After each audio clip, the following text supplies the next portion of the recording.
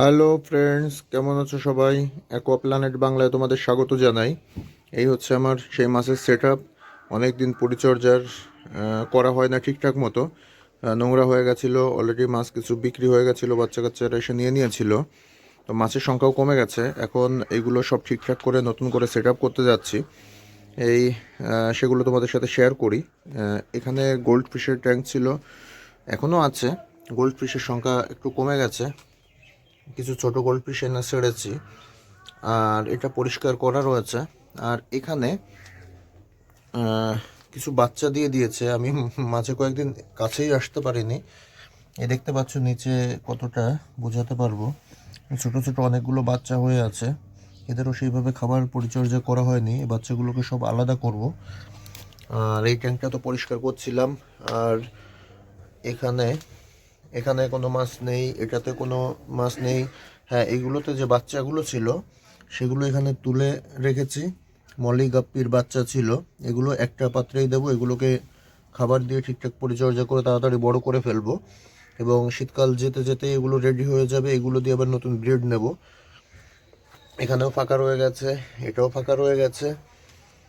এগুলো সব পরিষ্কার করে ঠিকঠাক মতো সব আস্তে আস্তে শিফট করবো। এখানে একটা আমি খেয়ালই করিনি, এখানে একটা গাপ্পি মাছ ছিল, ফিমেল। একেও আমার এখন বড় ফিমেল গাপ্পি বলতে ওই একটা, আর এই একটা গাপ্পি ফিমেল, আর একটা মেল আছে। এই দুটোকে এখানে রিলিজ করব, এখানে এদের ব্রিড নেওয়ার চেষ্টা করব। ট্যাঙ্কটা একদম পরিষ্কার করে রেখেছি। ওদিকে একটা ফিমেল যেটা আছে দেখাচ্ছি, ওটাও ওর সঙ্গে অ্যাড করে দেবো। অর্থাৎ দুটো ফিমেল একটা মেলই থাকবে।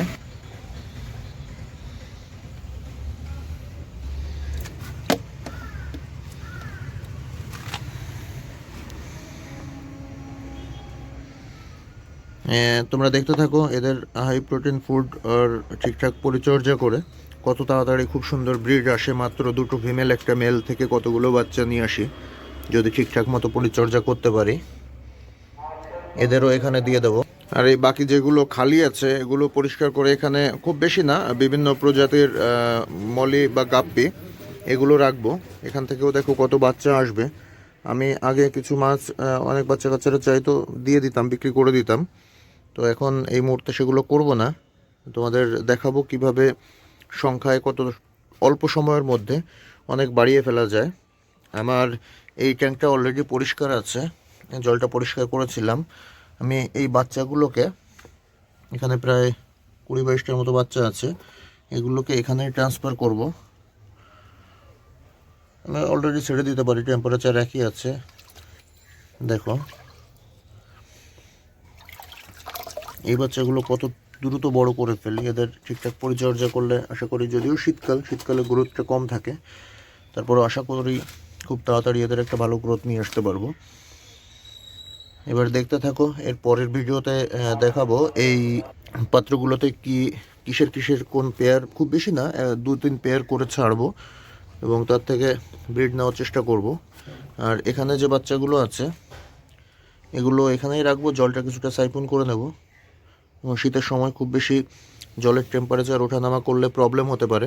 আরেকটা ব্যাপার তোমাদের সাথে একটুখানি শেয়ার করি। আমি ভিতরে সেট আপ অ্যাকুরিয়ামের কাছে যাচ্ছি, চলে এসেছি আমার ইনডোর সেট আপ, যেটা অ্যাকুরিয়াম রয়েছে গোল্ড ফিশের সেখানে। তো আমারই একটা ভাই আর কি, ও বলছিল আমার কাছ থেকে হিটার নিয়ে গেছে কয়েকদিন আগে, জলটা ঠান্ডা হয়ে গেছে। ওরও গোল্ড ফিশের অ্যাকুরিয়াম ছিল। তো ঠান্ডার জলে প্রবলেম হচ্ছিল না, কিন্তু হঠাৎ করে হিটার নিয়ে যায়। যাওয়ার 2-3 দিন পর এসে বলে, দাদা হিটার দেওয়ার আগে ঠিক ছিল, কিন্তু হিটার দেওয়ার পরেই মাছের প্রবলেম হয়েছে, 2-3টে মাছ মারা গেছিলো। তো ওকে জিজ্ঞেস করলাম হিটারটা কীভাবে দিয়েছে, ওর কাছ থেকে সব শুনলাম। তো পরবর্তীতে এটুকুই বুঝলাম যে হিটার না দিলে বরঞ্চ অত প্রবলেম নেই। হ্যাঁ, ঠান্ডায় তো প্রবলেম হয় কিছুটা, কিন্তু হিটার যদি ঠিকঠাক মতো না ব্যবহার করা যায় তাহলে প্রবলেমটা আরও বেশি হয়। সেটা কিভাবে? যেমন আমার এখানে যদিও চালানো নেই, আমার এখানে হিটার আমি এখনও চালাইনি, এখানে হিটারটা রয়েছে। এবার আমি এখানে, জলটা এখন অত্যাধিক ঠান্ডা আছে, আমি হঠাৎ হিটার দিলাম, হিটারের আশেপাশের কিছুটা এরিয়া নিয়ে জলটা কিন্তু বেশ গরম হয়ে যায়, আর দূরের জলটা কিন্তু ঠান্ডা থাকে। এবার মাছগুলো কী করছে, বারবার ঠান্ডা জল গরম জল, ঠান্ডা জল গরম জল, এইভাবে যখনই টেম্পারেচার মানে আপ ডাউন করছে ওদের পরিবেশ বা ওদের ট্যাঙ্কের, তখনই কিন্তু ওরা অসুস্থ হয়ে যাচ্ছে, ঠান্ডা লাগছে বা মারা যাচ্ছে। এবার কি করতে হবে তাহলে, হিটারটা কিভাবে দেবো?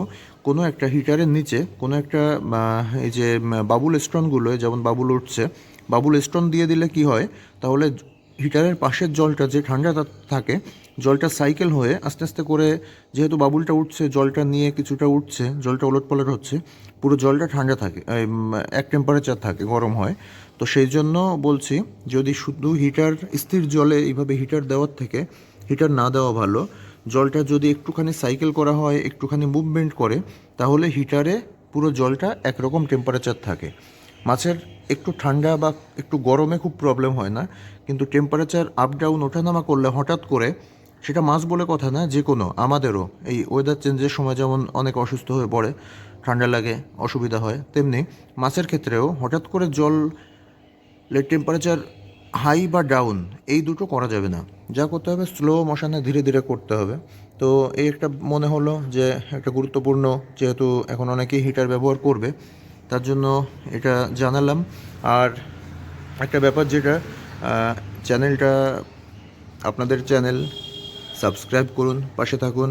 আস্তে আস্তে নতুন নতুন অনেক রকম ভিডিও আসবে, আশা করি ভালো লাগবে। আর সাবস্ক্রাইব করলে লাইক, বিশেষ করে কমেন্ট, আমি কমেন্ট দেখতে চাইছি। যদি কমেন্ট করেন তাহলে ভিডিও বানানোর গতিটা আরও বৃদ্ধি পায়। তো ধন্যবাদ সবাইকে, সাবস্ক্রাইব করে পাশে থাকুন। এরপরের ভিডিওতে আমার বাইরের সেট আপগুলো দেখাবো, কীভাবে সেট আপ করলাম, কী কী মলি, গাপ্পি বা ছোটো কী মাছ এনেছি, সেগুলো আপনাদের সাথে শেয়ার করব। ততক্ষণ ভালো থাকুন, সুস্থ থাকুন, কেয়ার করুন আপনার মাছের। ধন্যবাদ।